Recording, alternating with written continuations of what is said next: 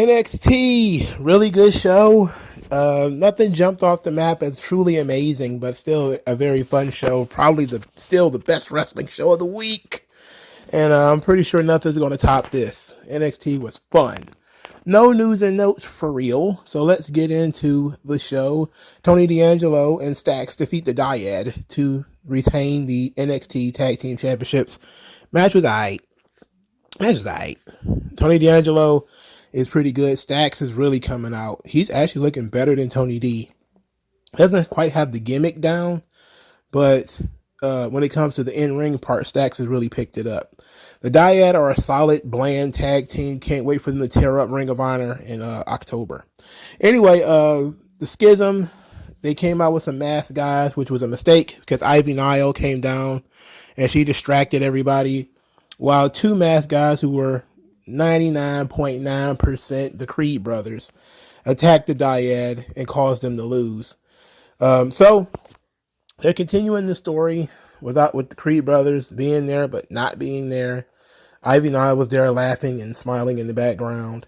They didn't touch on this for the rest of the night, which they probably should have. They probably should have at least attempted to expose that these guys were the Creed brothers, but whatevs.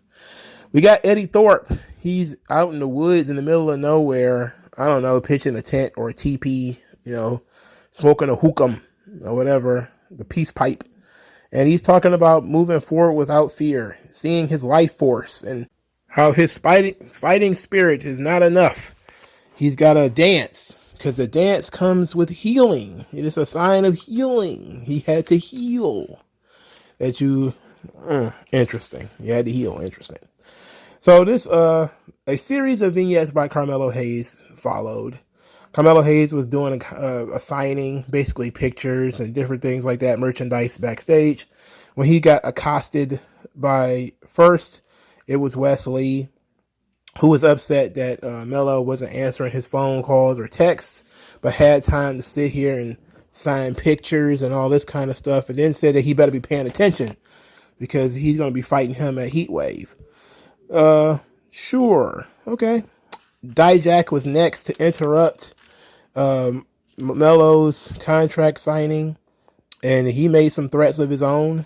Then we had the match. It was Dijak versus Wesley, number one contenders match. Wesley wins the match with the cardiac kick plus the spiral top rope move that he does. Wesley was the best option. Dijak sucks. Dijak loses because Eddie Thorpe war danced his way out to the ringside. Well, he didn't really war dance. That would have been cool. If he'd have chanted and stomped and everything to get attention, that might have been cool. But it didn't. He just came out there, dressed like he works at TJ Maxx. And next he got Dijak attention. Dijak makes a mistake and throws a punch at him, misses him.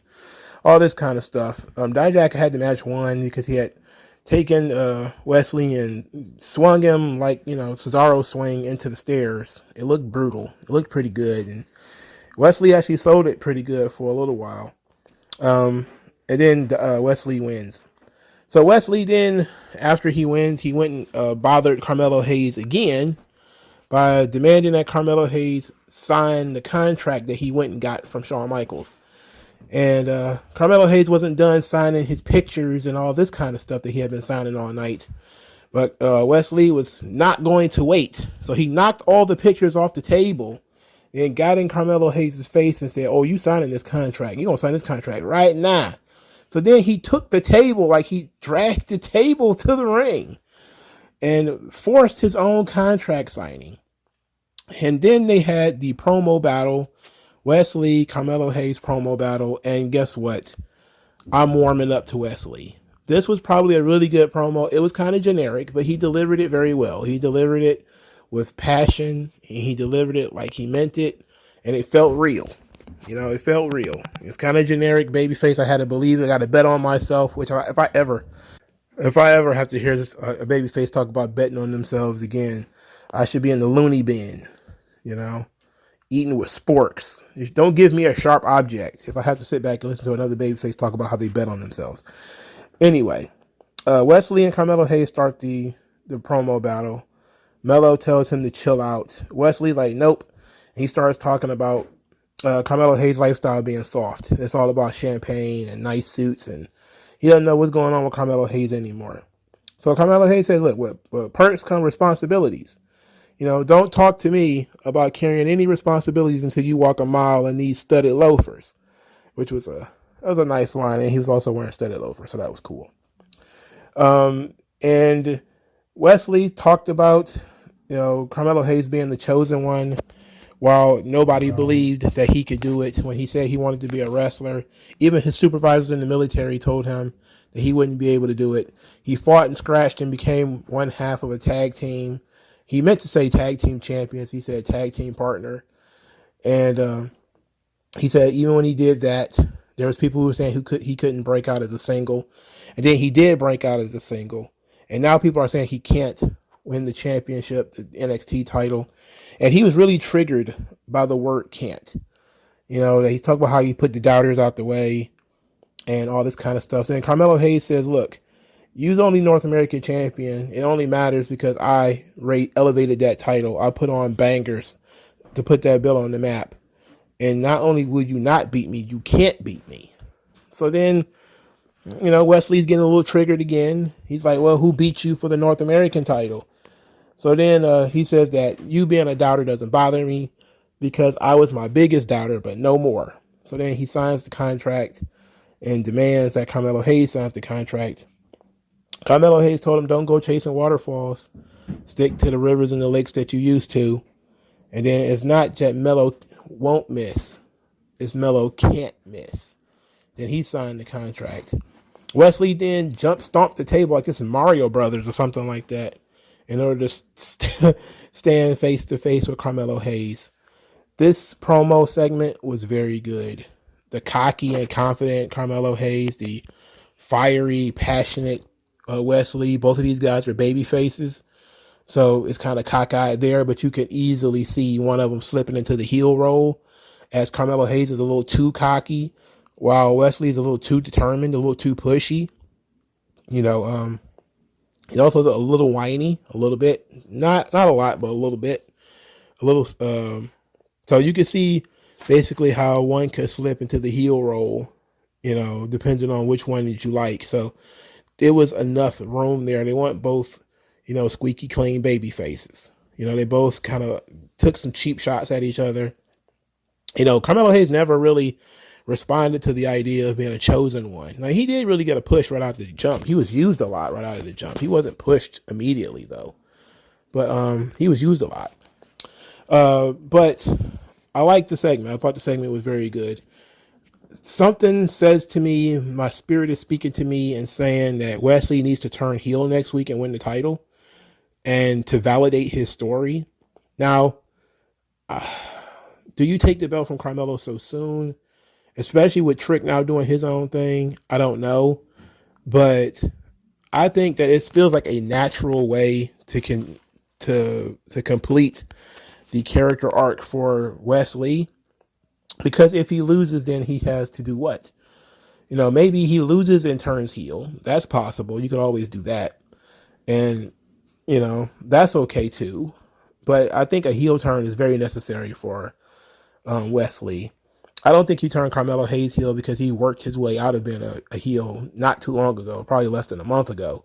So if you're going to do anything, you have to turn Wesley heel. He has to actively cheat and try to steal the title, or actively cheat and successfully steal the title, one or the other.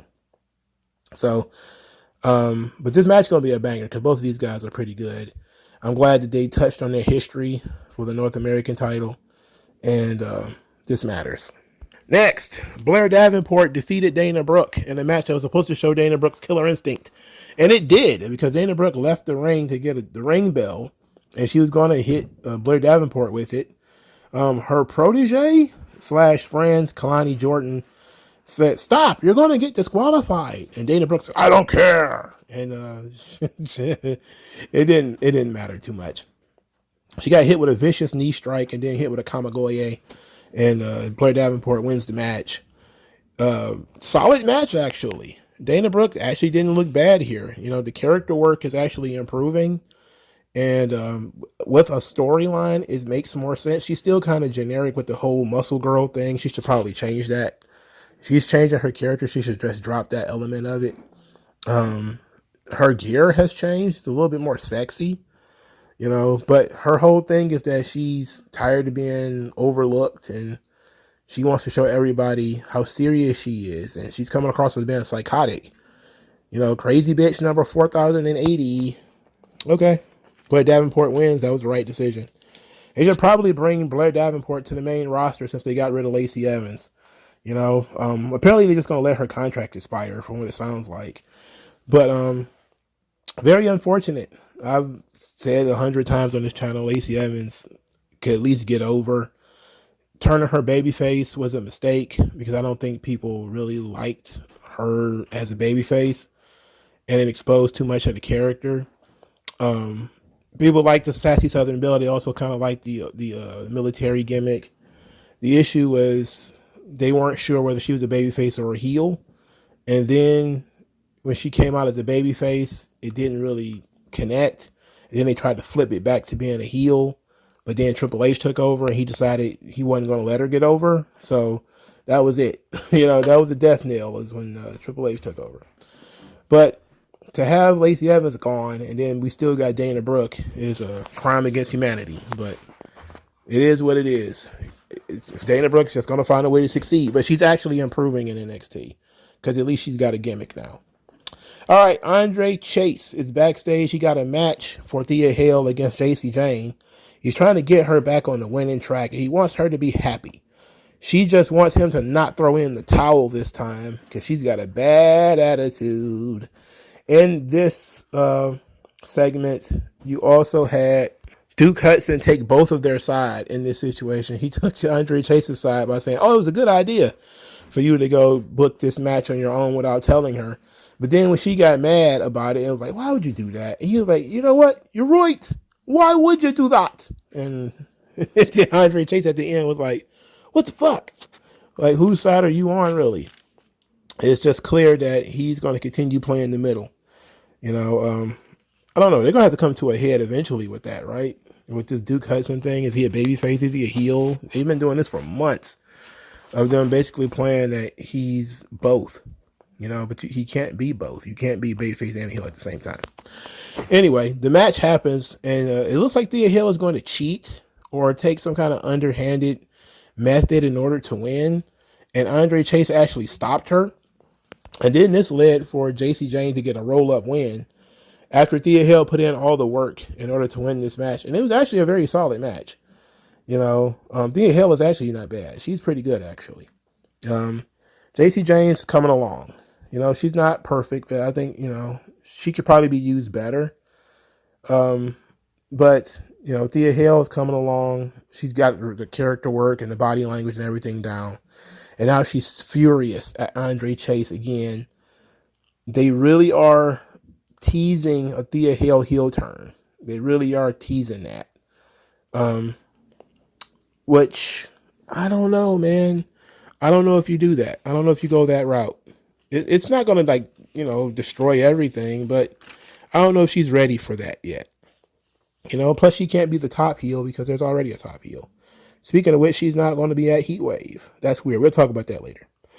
All right, so the third match on the show was Trick Williams getting what felt like his first NXT victory as a solo over Drew Gulak. So they had the match, and Damon Kemp was wearing a shirt that called Trick Williams a purse holder. The Briggs and Jensen came out there to help him fight off Dempsey and Damon Kemp so that he could defeat Drew Gulak like a spinning boot. Then after the match, he says that it's off mic. He said it off mic directly into the camera that they call Dragunov the Mad Dragon, but he's going to be dragging that ass next week, which sounds hilarious. I'm going to be dragging that ass. Oh my goodness. Dragunov cut a promo later saying that you're going to slay the dragon. You are the noble knight. Just some kind of noble crusade. Then he said, you don't know fantasy from reality. And you can bring your supreme confidence and your charisma. I bring the noble fire. And he's basically just talking about doing horrible things to Trick Williams. And that's going to be a very sad scene, man. I like Trick Williams. I don't want to see him get beat up by this very, very angry small man. I don't want to see that, but that seems like that's what they're going for here. Trick Williams being in any way aligned with Brooks and Jensen is not good. I don't like that. At the same time, though, is this the first time that Trick Williams has won a match on NXT solo? I can't think of any other solo match that he may have won on NXT. I'm pretty sure somebody's going to look it up now that I mentioned it. But this feels like the first match he's ever won on NXT. Drew Gulak, noted pancreas of pro wrestling. It helps you with your digestion.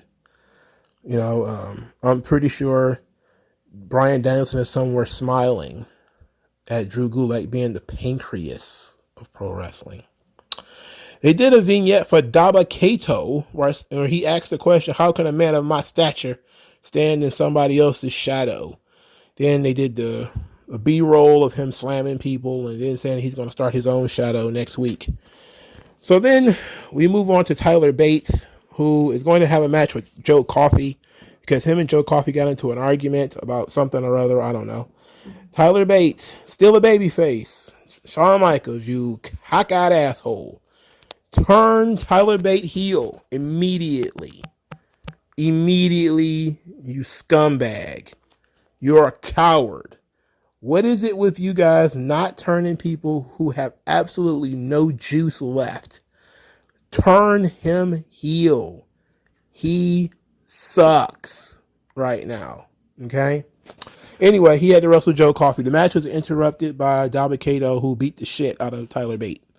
So this is what we're stuck with. Instead of Tyler Bates turning heel and actually doing something interesting, nope. He's instead going to be wrestling Daba Kato. Who the hell cares about that? Who wants to see that, really? Look, I like big dudes.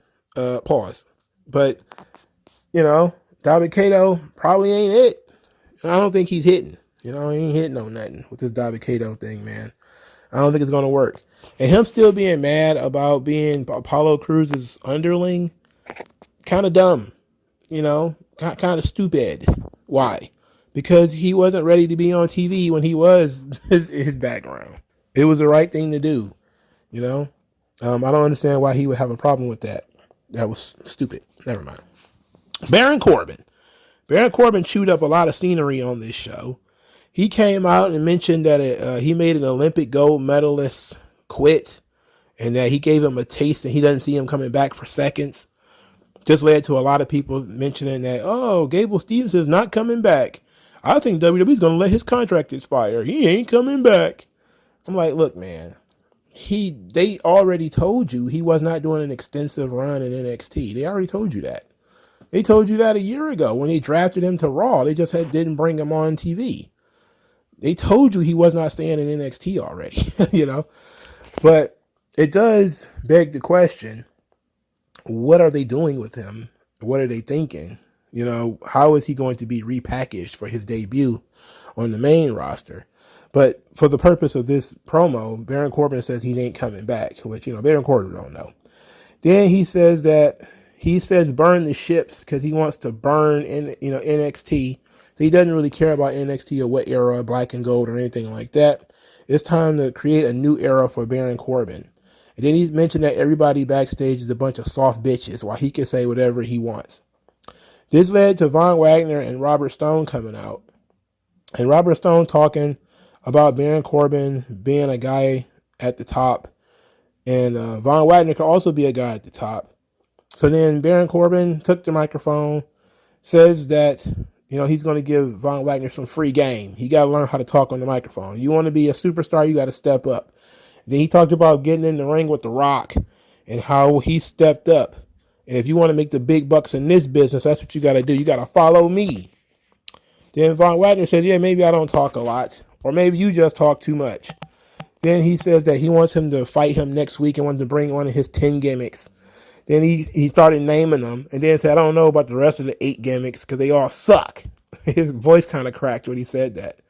But then he said he got a reservation, table for one, for his bald-headed ass. He's going to put him through a table next week. So they had a little bit of a brawl here where Von Wagner, he teased putting Baron Corbin through the table before Baron Corbin escaped, and then they were separated by security and various people like this. Baron Corbin is actually in his pocket at this point. Like he's coming across as being very solid in terms of promo and in terms of just comfort of what he's saying, because he's just going out there saying whatever he wants. There's no real pressure.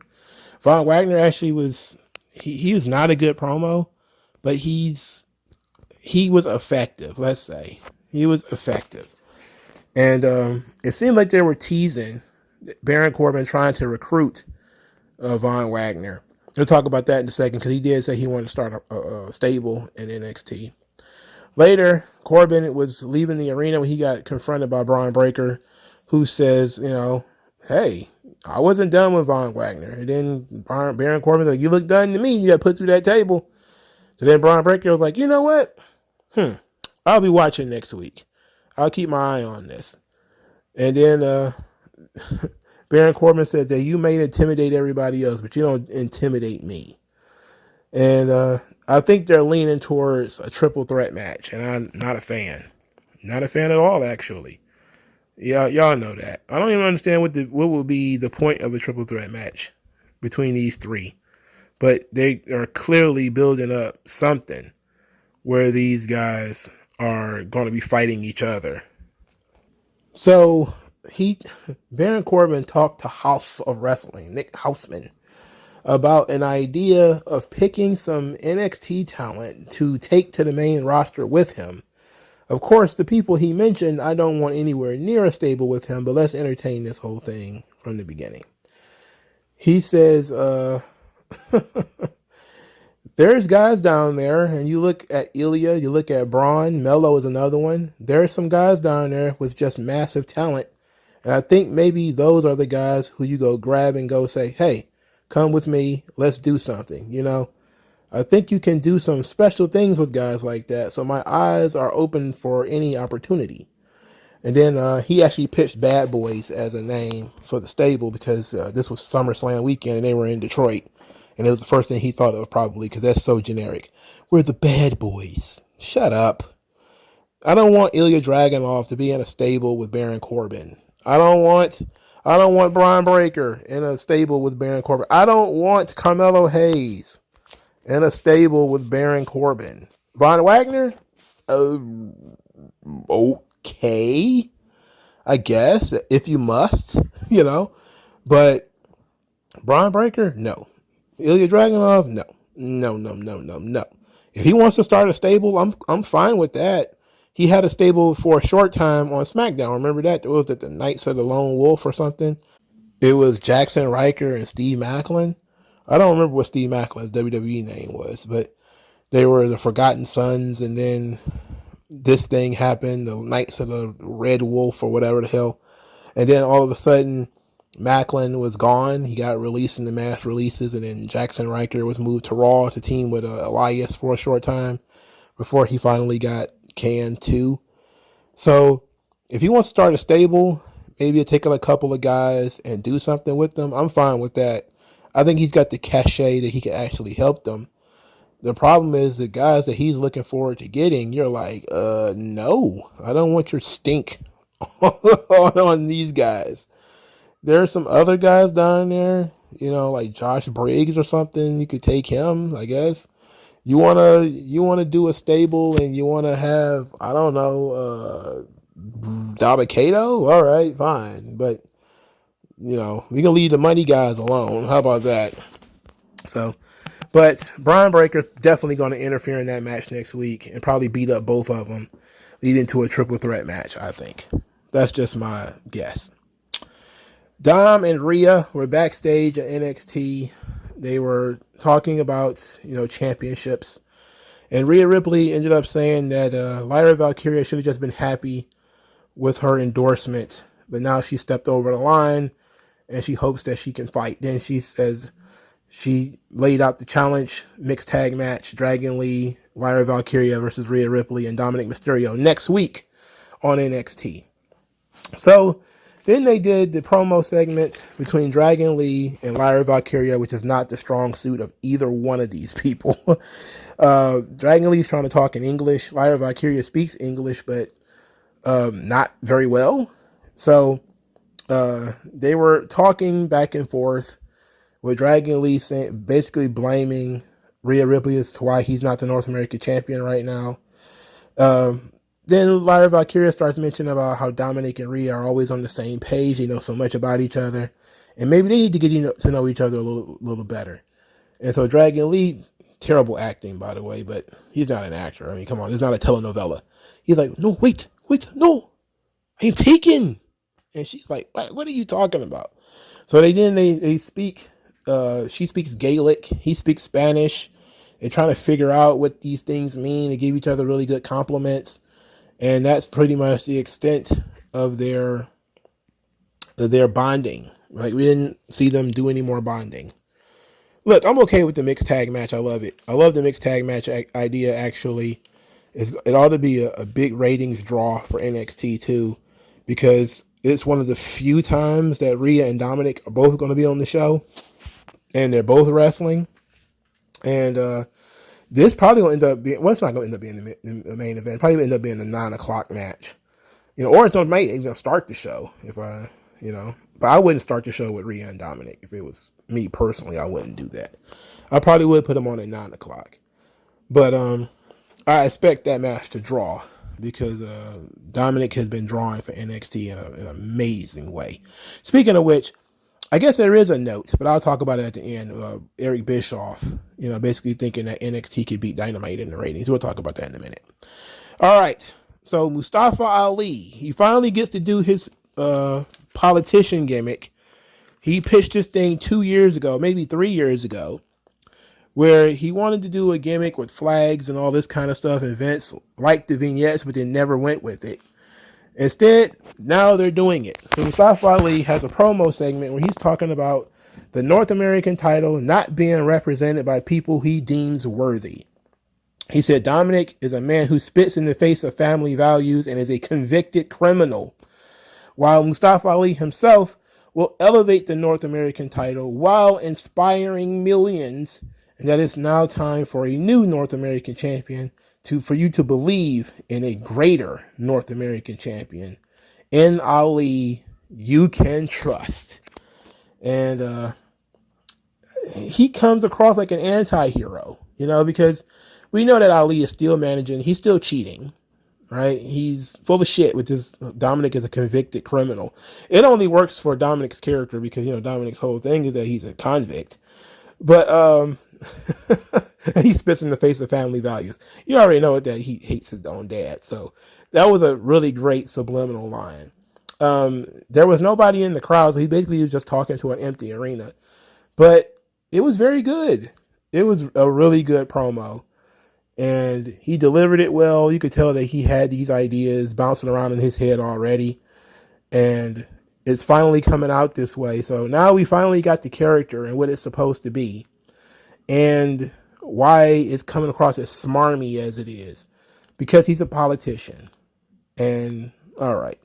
Usually politician gimmicks don't really work in wrestling. I can't think of one that worked that well outside of maybe JBL. And that's because JBL went all the way with it. I mean, he went full conspiracy theorist. He was even doing Nazi salutes and stuff like that. And I don't think Mustafa Ali is going to go that far. But the more, if he could take the trappings of politics without going into the whole political angle, it may work out. But political gimmicks don't typically work in WWE. I'm glad the guy's finally getting an opportunity to do something that he wanted to do. But I'm not entirely sure it's going to work out. That's just me, though. But then again, I'm a cynic. I don't believe too much in anything, if we're being honest. All right. There was a vignette for Umberto and Angel, where there was basically a message from their grandpa from beyond the grave, filled with family pictures and family videos. It was very touching, with grandpa saying that if you lose, your cousin loses, you shouldn't take out your anger on each other. It was basically in Spanish and everything. I'm almost certain it was not really their grandfather. and it was probably just some other old Mexican guy who was speaking Spanish, and it was still very touching. It still hit the right notes, and it was about, you know, no more distractions, no more silliness. It's time to get down to business. So all this stuff with them ripping their tights off, they're going to stop doing that. They're going to stop doing kiss cams.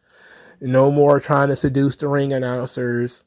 I'm like, oh man, I'm looking at all the fun stuff that especially Angel was doing and saying that we can't do it anymore. So all of that stuff is gone. What a big risk. This is a same level of risk as Lacey Evans when she decided to ditch the sassy Southern Belle and go with the military gimmick. If it don't work, it's over. You know, if it don't work, they're dead.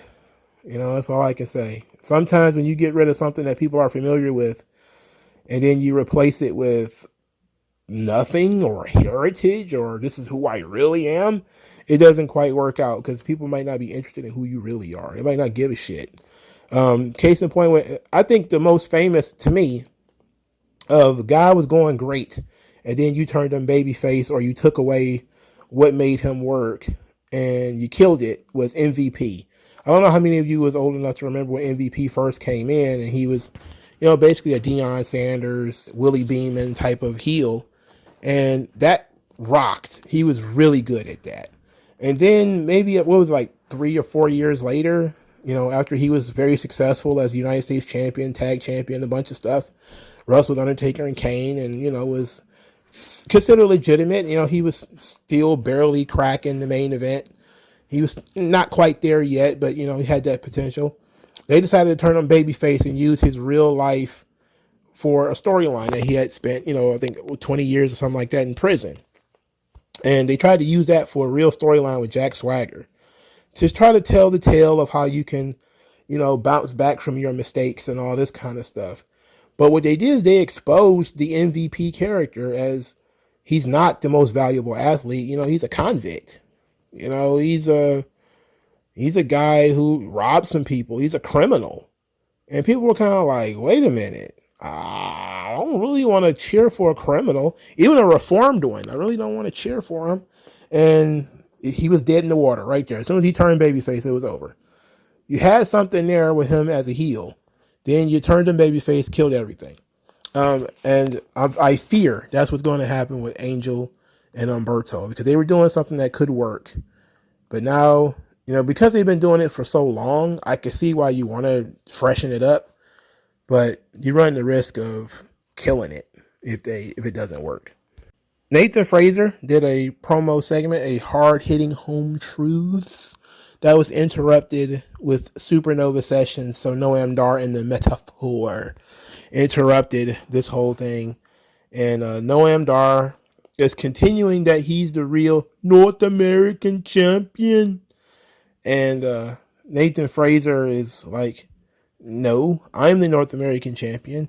And so then they sort of debate this whole thing with Noam Dar very correctly stating that he was never beaten for the North American title. He wasn't beaten for the real one. Nathan Fraser won it, but he didn't beat the lineal champion. But he wouldn't say that his cup was fake. Instead, you know, Nathan Fraser played a video of that was supposedly evidence that Noam Dar knows that his cup is fake. But it's basically a video of Noam Dar saying what he just said, which is technically the cup that Nathan Fraser has is the lineal cup, but he was never beaten for it, which is why he still carries his cup around. And I'm like, oh my God, this is annoying. So then Noam Dar is talking, and then Nathan Fraser brings out a button, and it's called the fraud alarm. And he's going to punch this fraud alarm every time Noam Dar lies. So Noam Dar is talking about being the real North American champion, fraud. He starts talking about how he's going to beat Nathan Fraser, fraud. So he's going to rip him apart and take back what's his, fraud. And they did it a bunch of times where he just kept hitting fraud after everything that he was saying. That kind of frustrated him. And then he said, you know what? Bye-bye for now. Check, please. Fucking Noam Dar, man. This guy's just... he's just hanging around like boogers, man. Noam Dar, he'll never go away. All right, so that was NXT for the most part. Um, nothing too crazy, nothing too terrible. It was a fun show. I wasn't bored. I liked so many angles. Wesley really impressed. Thea Hale is still impressive. Yes, we probably could get Lola Vice on here again. Where's Gigi Dolan? Why did her storyline with Kiana James just drop off the face of the earth? Where's Tatum Paxley? Where's Axiom and Scripps and their storyline? Where did that stuff go? Like, there's still some stuff that, is vanishing. Tiffany Stratton is the number one most missing piece right now, though. There's about to be a themed episode of NXT. It does not feature a women's championship match nor a number one contenders match of any kind. Now, I would imagine they would do probably in the 11th hour, they're going to throw something on there as be like a fatal four-way or a triple threat match or something. That's going to be a number one contender for the women's title. But Tiffany Stratton not being on this show has led a lot of people to, kind of frown upon her title run. That, she hasn't had a lot of TV time. They just been playing vignettes for her, which tells me that she's probably injured. If I had to make a guess, I would say she probably got hurt at some point and they're trying to cover it up. But you can still do stuff with her, even, if it's not too bad. But they definitely should at least be building up contenders for her. If she's not going to be there should at least be somebody mentioning her, talking about her. But she is a glaring miss from the card. And I think part of what happened is when Rhea Ripley came to the company, she overshadowed and took the time that would typically go to somebody like Tiffany Stratton. Then that was it's kind of unfair, but because you can actually have both of them shine at the same time if you want.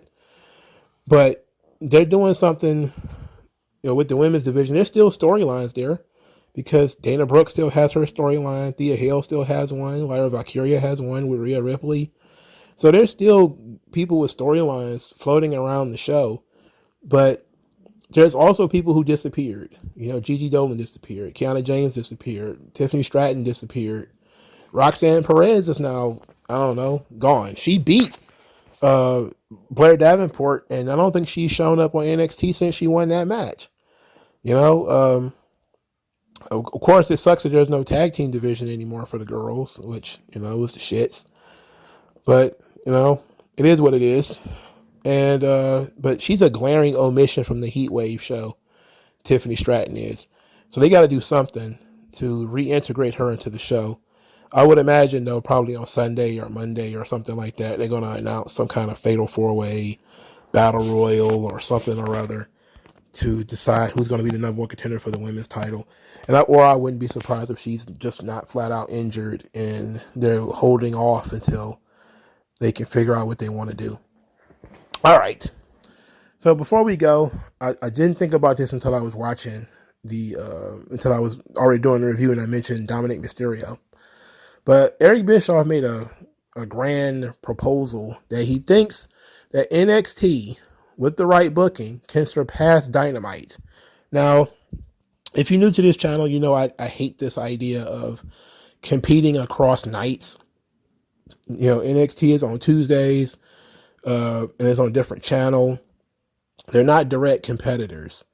But the fans of AEW don't seem to feel that way. So this is a valid argument for them. But he thinks that, NXT might be able to pass Dynamite in the ratings.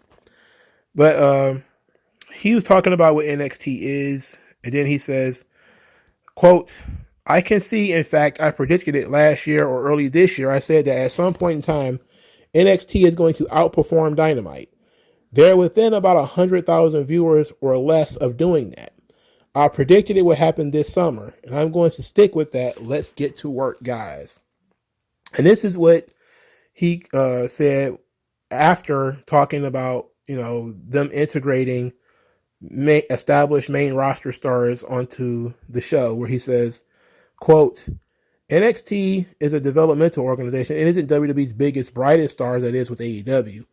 You see their top talent on the show regularly. NXT is a developmental company. And I wouldn't expect it to get the kind of ratings with people that are trying to become stars as it will when these people who are established stars on the show. Right now, arguably, Dominic Mysterio is one of the hottest talent in WWE on the roster. He's still relatively young and new to the industry and building. He's probably in the bottom of the first inning in terms of his career. Can we not do the baseball analogy, please? I don't like the baseball analogy. Let's do something. Let's use quarters. I understand football and basketball more than I understand baseball. Anyway, but he's pretty hot. Now you bring Ray into that story, no argument, the storyline that's going to be the main roster, main shows, brilliant idea.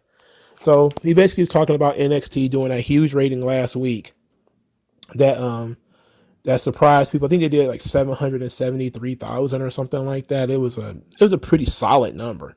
And it was because Ray and Dominic were both on the show. They both wrestled on the show. Heat Wave is next week, and not only will Rhea and Dominic both be wrestling on the show, but the NXT Championship will also be on the show.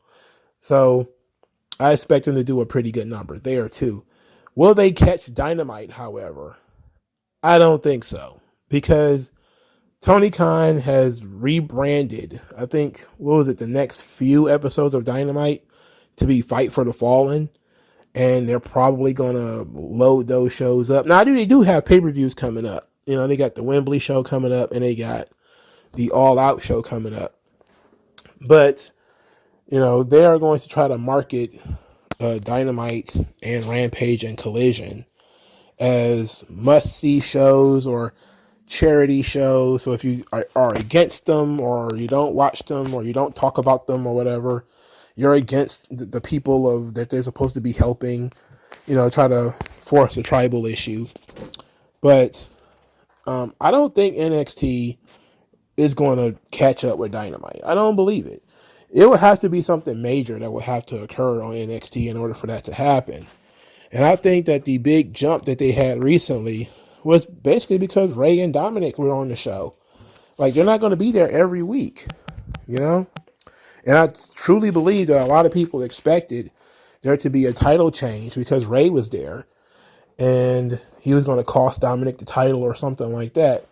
And it didn't happen, you know, but it was, I don't think the Dynamite is going to slip that much that NXT is going to be able to pass it.